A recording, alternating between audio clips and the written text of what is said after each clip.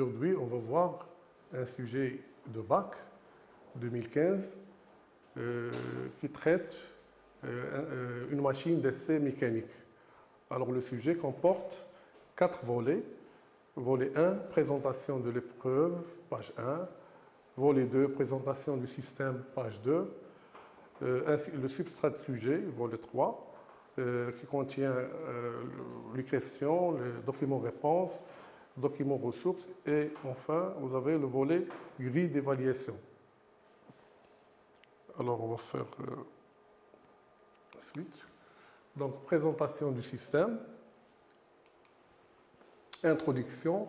Des essais permettant de déterminer les caractéristiques de résistance des matériaux sont effectués quotidiennement dans les industries afin de contrôler en continu les propriétés mécaniques des produits fabriqués, contrôle de production. Dans les laboratoires indépendants qui réalisent sur demande des essais sur des matériaux qui seront mis en œuvre sur chantier, afin de vérifier que leurs caractéristiques sont conformes à celles annoncées. Par exemple, essai de résistance à la compression d'éprouvettes de béton réalisé par le laboratoire public d'essais d'études LPEE. Ou bien dans les centres de recherche et de développement pour tester et mettre au point de nouveaux produits ou matériaux. Parmi les essais mécaniques, il y a l'essai de traction qui consiste à soumettre une éprouvette à 2 forces directement opposées, comme le montre la figure 1 sur le document ressources 1 pour tracer le diagramme de traction permettant de définir les différents domaines de comportement du matériau de l'éprouvette. Alors, présentation et fonctionnement de la machine d'essai mécanique. Donc, il faut voir tout d'abord les documents ressources 1, 2 et 3. C'est très important de les voir. Voilà. La première figure représente donc le principe d'essai de traction, c'est-à-dire l'éprouvette va être soumise à 2 forces directement opposées qui tendent à allonger la pièce, l'éprouvette jusqu'à la rupture. Donc, la machine va permettre de tracer une courbe qui représente la contrainte en fonction de l'allongement relatif, qui est égal à ΔL sur L0. Alors, le diagramme de traction obtenu représente l'évolution de la charge unitaire R en fonction du taux d'allongement E ΔL sur L0. Alors, le graphe nous permet de montrer 3 zones. La zone OA, c'est la zone élastique. Donc, dans cette zone, le matériau se comporte comme un ressort. Dans la zone AB, c'est la zone plastique. Donc, le matériau se comporte comme le plastique, donc ne peut pas revenir à son état initial après la déformation. Et la zone BC, c'est la zone de restriction. Maintenant, présentation de la machine d'essai. Alors, le système objet de notre étude, ressource 1, figure 2, est une machine d'essai mécanique permettant, entre autres, de faire des essais de traction. Elle comporte un bâti qui représente le corps de la machine sur lequel sont levées 2 colonnes de guidage auxquelles il y a une traverse mobile et 2 mâchoires, une mâchoire supérieure et une mâchoire inférieure, qui permettent de maintenir l'éprouvette pendant l'essai. L'utilisateur ouvre les 2 mâchoires à commande pneumatique par une action sur les pédales pour mettre en place l'éprouvette et la maintenir. Une fois elle est maintenue en position, l'utilisateur démarre l'essai en appuyant sur la touche de départ sur la tablette de contrôle. L'éprouvette est soumise à une force de traction à vitesse constante jusqu'à rupture. L'effort de traction vers le haut est assuré par une chaîne d'action comportant un moteur à courant continu, un réducteur de vitesse, un système polycourroie ainsi que des vis à billes qui donnent le mouvement de translation à la traverse mobile, document ressources 2 et ressources 3. Le pilotage, c'est-à-dire la commande de la machine, est assuré par un calculateur comportant une unité d'acquisition à laquelle sont connectés tous les capteurs de la machine. Ces capteurs sont le capteur de force qui va mesurer la force au cours de l'essai, le capteur de déplacement qui mesure l'allongement de l'éprouvette et un codeur optique qui contrôle le déplacement et la vitesse de la traverse mobile et les capteurs de fin de course qui vont limiter la position de la traverse. La suite. Donc, voilà la machine d'essai mécanique. Donc, il comporte les deux mâchoires. Alors, vous avez là les deux mâchoires qui vont maintenir l'éprouvette au cours de l'essai. Donc, vous avez les deux mâchoires qui vont maintenir l'éprouvette lors de l'essai. Mâchoire inférieure et supérieure. Un capteur de force lié à la mâchoire qui mesure la force au cours de l'essai. Une traverse mobile qui va translater par un système vis-écrou pour tirer la mâchoire supérieure afin d'allonger l'éprouvette. Et vous avez la colonne de guidage qui guide la translation de la traverse. Donc, il permet d'avoir une liaison glissière. Donc, c'est guider la translation. Et là, vous avez un capteur de fin de course, capteur haut, et vous avez un autre capteur en bas qui limite les positions, finales de la traverse. Et vous avez une tablette de contrôle. Donc, la tablette de contrôle permet d'introduire les consignes et permet de recevoir le résultat de l'essai. Voilà. Ensuite, vous avez là le calculateur plus carte d'acquisition qui va commander le système, qui va bien sûr donner l'ordre au moteur pour qu'il tourne à la vitesse adéquate afin de déplacer la traverse. Et en même temps, c'est lui qui va envoyer les informations vers la tablette et par suite, on peut les communiquer par USB ou bien par un autre moyen, etc. Alors, là en bas, il y a le compresseur silencieux. Alors, le compresseur, il est destiné à alimenter en énergie pneumatique les mâchoires, parce que les mâchoires utilisent un vérin pneumatique qui permet de serrer l'éprouvette. Voilà. Et enfin, vous avez les pédales pour la commande des mâchoires. C'est une commande manuelle par pédale. Document ressource 1, caractéristiques de la machine d'essai mécanique. Alors, vous avez la force de traction maximale égale à 10 kN, déplacement maximal de la traverse 960 mm, la plage de vitesse entre Vt min et Vt max. Donc, il y a la vitesse minimale égale à 1 mm par minute qu'on peut régler et on peut atteindre 1000 mm par minute. Le poids total de la machine est de 150 kg, alimentation de 120 monophasé 50 Hz, température normale de 10 à 35 degrés, l'humidité, ainsi de suite. Alors maintenant, document ressource 2, on vous donne le document ressource 2, donc qui montre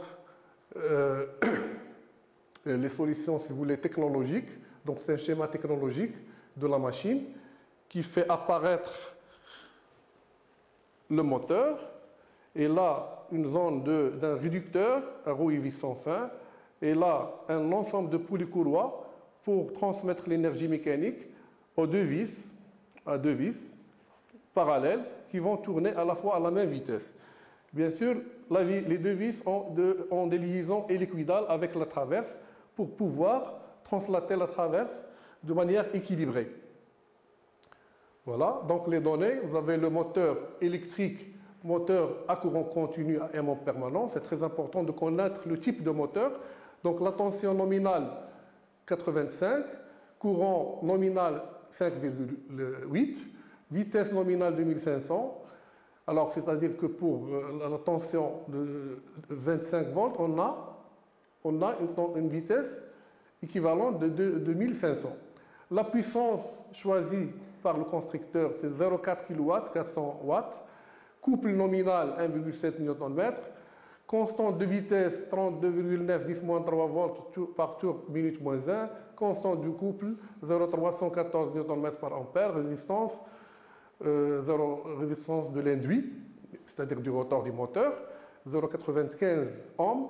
Et rendement égale 0,9.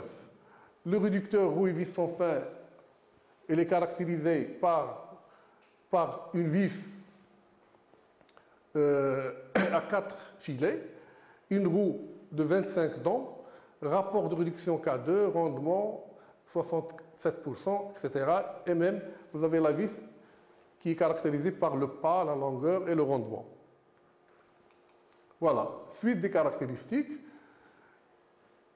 Vous avez les courroies, les diamètres de courroie, le rendement et le rapport. Alors, on vous donne la chaîne d'action. C'est la plus importante. Il montre la chaîne d'énergie, si vous voulez. C'est-à-dire l'énergie, au départ, elle était électrique, se forme de tension et courant, se transforme en couple et vitesse angulaire. Et par la suite, on adapte à l'aide du système réducteur ou vis sans fin. On réduit un peu la vitesse et on augmente le couple. Et par suite, vous avez le système polycourroie qui adapte à son tour la vitesse de rotation. Et par la suite, vous avez le système de transformation de mouvement vis à bi plus traverse, un système vis-synchro, et on obtient à la fin une rotation, une translation et une force. Bien sûr, on aura une vitesse très faible, mais une force très élevée pour pouvoir couper ou bien casser la pièce. Ensuite, on vous donne de même le document ressource 3 qui représente le schéma cinématique de la machine d'essai mécanique. C'est un schéma très important pour comprendre le fonctionnement. Donc, vous avez le moteur, vous avez le moteur réducteur, là c'est la zone du moteur plus le système roue et vis sans fin, et l'ensemble des systèmes de système polycourroie. Donc, le mouvement passe du moteur réducteur vers la poulie 5. La poulie 5 transmet la puissance par la courroie vers la poulie 6. La poulie 6 entraîne la rotation d'un mât qui porte deux poulies. Et après, les deux poulies transmettent à la fois l'énergie mécanique aux deux vis par les poulies 4 et 4 qui sont de même diamètre, qui sont identiques. Et par suite, les deux vis, qui vont tourner dans le même sens. Et là, vous avez la liaison hélicoïdale entre la vis et la pièce et la traverse de la même manière. Donc, liaison hélicoïdale à droite, hélice à droite. Et là, vous avez le guidage en translation par rapport aux colonnes. Donc, liaison pivot-glissant, bien sûr, les deux liaisons pivot glissantes parallèles donnent une liaison glissière. Donc, c'est le guidage en translation par la colonne. Ensuite, on vous donne sur le document ressource 3 le schéma synoptique de la commande du moteur. Alors, ce schéma comporte un transformateur, un redresseur, donc qui va redresser la tension, c'est-à-dire transformer le courant alternatif en courant continu. Et là, vous avez un condensateur pour filtrer. Et là, un système qui permet de commander la vitesse de rotation et le sens de rotation du moteur. Donc, il est lié au calculateur, système de commande, par les fils suivants, donc les branches T4, T2, T3, T5. Et vous avez là, vous avez un schéma de la tension qui est découpé. Donc, il s'agit d'un schéma d'un lâcheur. Donc, c'est-à-dire ici, on peut varier la vitesse du moteur en faisant régler une vitesse moyenne, UM, qui est égale là, bien sûr, alpha fois la tension d'entrée, U5. Alors, substrat de sujet, situation d'évaluation numéro 1. Dans le cadre de votre fonction de technico-commercial, vous êtes chargé de réaliser des essais sur la machine d'essai mécanique devant des techniciens d'un laboratoire d'analyse de matériaux Pour cela, on vous demande d'appréhender cette machine en utilisant les outils d'analyse fonctionnelle et d'identifier quelques solutions technologiques adoptées par son constructeur. À partir de la présentation de la machine et les documents ressources 1, 2, 3, réalisez les tâches suivantes. Donc on a déjà vu les documents ressources. Maintenant, on peut répondre facilement aux questions. Donc tâche numéro 1, utilisation des fonctions de service. Complétez sur le document réponse 1 le diagramme des interactions ainsi que les fonctions de service manquantes. Deuxième tâche, analyse structurelle de la machine. Complétez sur le document réponse 2 le diagramme SADT A0. Et après, tâche numéro 3, identification des solutions technologiques adoptées par le constructeur pour réaliser la fonction principale. Alors, le diagramme de pieuvre, ou bien le diagramme des interactions, donc on va le compléter.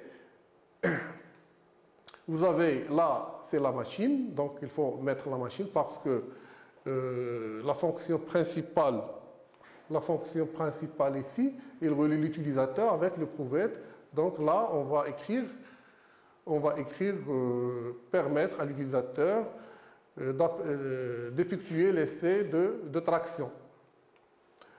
D'accord? Ensuite, donc permettre à l'utilisateur d'effectuer un essai de traction. Ensuite, FC1, c'est s'adapter à la forme de l'éprouvette. Donc la relation entre l'éprouvette et la machine, c'est que la machine doit être adaptée à l'éprouvette. Ensuite, on demande de remplir cette partie-là. Donc là, c'est la fonction FC2, fonctionner sous la tension secteur. Donc, c'est-à-dire le système doit être adapté à la tension secteur. Donc là, la tension secteur, l'énergie électrique. Ainsi de suite. Vous avez FC3, respecter l'environnement. FC4, s'adapter au milieu ambiant. FC5, respecter les normes de sécurité. FC6, être esthétique. Donc l'œil, FC6, ça veut dire là, c'est être esthétique. Et après, FC7. FC7, c'est-à-dire que la machine doit être reliée à un ordinateur. Donc, être relié à un ordinateur. Et après, FC8, être relié à une imprimante. Maintenant, le diagramme SADT, donc à compléter. Donc, le diagramme SADT permet de décrire, si vous voulez, les fonctionnements en faisant apparaître les différentes fonctions techniques, le matériel, etc. Donc, pour chaque cadre, par exemple, voilà, donc le diagramme SADT, alors qu'il permet de traduire le fonctionnement du système. Donc, pour chaque actigramme, donc on doit écrire à l'intérieur la fonction, et là, le matériel utilisé. Par exemple, acquérir. Donc, on va mettre tous les capteurs qui permettent d'acquérir les informations, introduire les données. Et par suite, on passe donc, à la fonction suivante, c'est traiter les informations, c'est-à-dire on traite les signaux provenant des capteurs. Après le traitement, on donne un ordre vers le moteur, si vous voulez, vers le système de déformation pour appliquer la force sur l'éprouvette. Et en même temps, on donne des informations, le résultat de l'essai. D'accord? Alors là, maintenir l'éprouvette, c'est-à-dire à l'entrée, la matière d'œuvre, c'est l'éprouvette à l'état initial. Je vais la monter. Après, je vais appliquer la force pour, à la fin, casser l'éprouvette. Voilà. Donc, éprouvette d'essai, à l'entrée de maintenir l'éprouvette. Là, les différents types de capteurs, plus la tablette. De la même manière, la tablette permet d'introduire les informations. Là, à la sortie, on obtient l'éprouvette cassée. Et après, là, le résultat de l'essai donné vers ordinateur ou imprimante ou USB. Voilà. Maintenant, le diagramme de Fast. Alors, le diagramme de Fast permet de passer de la fonction de service, fonction de service principale, aux fonctions techniques, puis aux solutions technologiques. C'est-à-dire, à partir de la fonction principale, je vais poser les questions comment réaliser cette fonction principale. Je trouve fonction technique 1, 2, technique 1, 3, etc. Et après, des sous-fonctions techniques, et après, on trouve le matériel adéquat. Donc, FP, fonction principale, c'est effectuer un essai de traction. Donc, comment acquérir les informations, acquérir les consignes, comment, donc c'est quoi là? C'est par la tablette. Je vais introduire les consignes par la tablette. Après, FT1.2, capter la force. Par quoi? Comment? Donc, à l'aide d'un capteur de force. Capter la déformation, capteur, donc la solution, c'est le capteur de déplacement. Maintenant, la deuxième fonction technique, traiter les informations. Comment? C'est utiliser, bien sûr, un calculateur, on l'a vu sur le document, calculateur. Après, vous avez affiché les résultats d'essai sur la tablette, au départ sur la tablette, mais on peut les communiquer vers l'USB, etc., PC. Après, vous avez fonction technique FT14, maintenir l'éprouvettes. Donc, le système de maintien de l'éprouvettes n'est pas traité au départ, on ne l'a pas vu, mais alimenter, on a vu quand même l'alimentation, c'était le compresseur qui alimente le système. Donc, c'est le compresseur qui permet d'alimenter le système, la partie, qui va appliquer l'énergie pneumatique. Distribuer l'énergie pneumatique, toujours, on utilise des distributeurs. Convertir l'énergie pneumatique en énergie mécanique, c'est un vers 1, qu'on va voir par la suite. Appliquer le serrage, c'est le mort de la mâchoire. Appliquer l'effort de traction. Distribuer l'énergie électrique hacheur, donc on a parlé de l'hacheur. Convertir l'énergie électrique en énergie mécanique, c'est bien sûr le moteur électrique. Réduire la vitesse, c'était un réducteur. Transmettre et adapter l'énergie mécanique pour les courroies. Transformer le mouvement de rotation en translation par vis à vis plus traverse, système vis-écrou. Guider la traverse mobile, c'est la colonne de guidage. Contrôler le mouvement de la translation, c'est le codeur optique. Et après, limiter le mouvement de translation, c'est par capteur de fin de course. Donc, on s'arrête là et à la prochaine fois pour entamer la situation d'évaluation numéro 2.